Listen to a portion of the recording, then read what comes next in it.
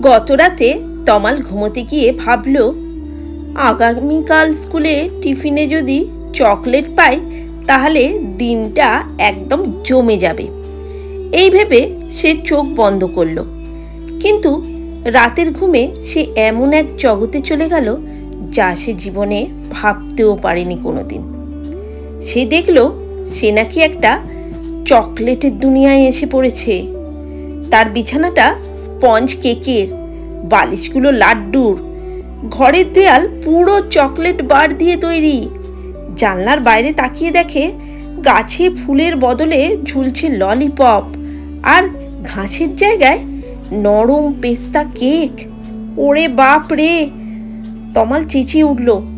তখনই দরজার ওপাশ থেকে কেউ বলল, চুপ চুপ, এত আওয়াজ করছো কেন? দেখে তমালের চোখ কপালে। ওটা একটা কথা বলা খরগোশ, হাতে একটা ফুটবল, কিন্তু সেটা গোল গাল একটা রসগোল্লা। খরগোশ বলল, চলো, মাঠে সবাই তোমার অপেক্ষা করছে। তমালও বেরিয়ে পড়ল। বাইরে পুরো মাঠটাই বিস্কুট দিয়ে মোড়া। সেখানে কাঠবিড়ালি, হাঁস, কচ্ছপ সবাই খেলছে। তমালও দলে নামলো। কেউ রসগোল্লাতে লাথি মারছে, কেউ চুষছে। খেলা না মিষ্টি খাওয়া বোঝাই মুশকিল। খেলা শেষ হতে না হতেই আকাশে একটা বিশাল আইসক্রিমের মেঘ ভেসে এলো। সে নিচে তাকিয়ে বলল, তোমরা কি চাও? মিষ্টির বৃষ্টি চাও? সবাই একসাথে চিৎকার করে বলল, হ্যাঁ হ্যাঁ, চাই চাই চাই। তারপর শুরু হলো চকলেট সিরাপের বৃষ্টি। সবাই নাচতে লাগলো।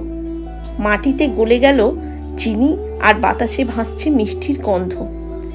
ঠিক তখনই তমাল দেখল একদল জেলি টাইপের মানুষ নাচতে নাচতে বলছে, তমাল তমাল, তুমি আমাদের এখানকার রাজা, তোমার জন্যই এই চকলেট বৃষ্টি হচ্ছে। তমাল খুশিতে নাচতে নাচতে চিৎকার করে উঠল, হ্যাঁ, আমি চকলেট কিং।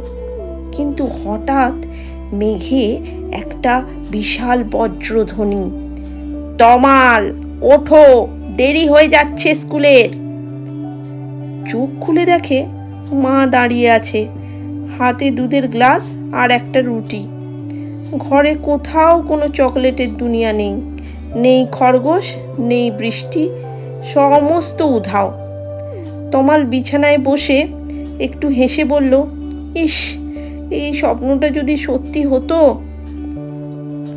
মা হেসে বলল, তবে আগে তাড়াতাড়ি টিফিন করে নাও, তবেই কিন্তু চকলেট পাবে। এবার তমাল বলল, তাহলে আমি এখন থেকেই চকলেটের রাজার মতো খেতে শুরু করি। স্বপ্ন যতই অদ্ভুত হোক, তবু তা আমাদের মুখে হাসি এনে দেয়।